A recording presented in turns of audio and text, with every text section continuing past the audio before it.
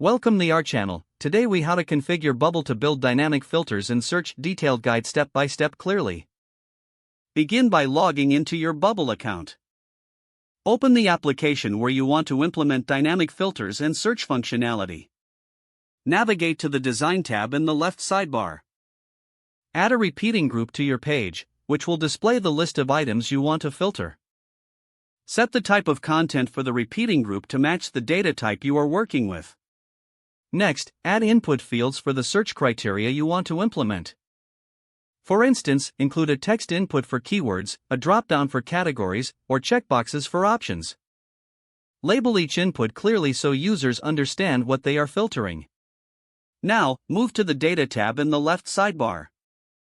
Create a new data source for your repeating group. Select the appropriate database table where your items are stored.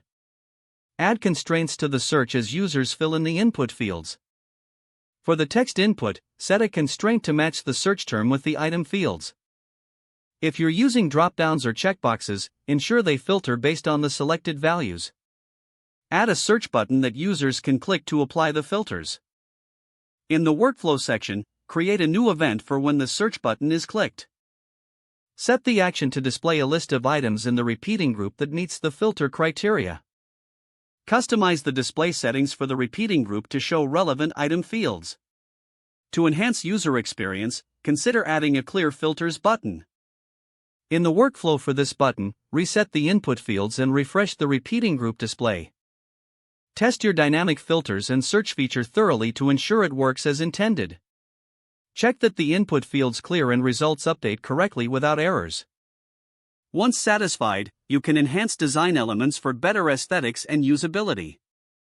Preview the application to see the dynamic filters and search in action.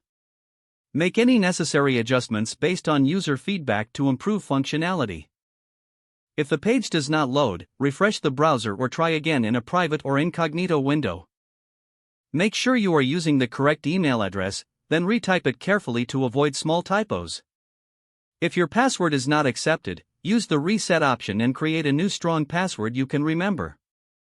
Don't forget to like this video and subscribe to our channel for more step-by-step tech guides.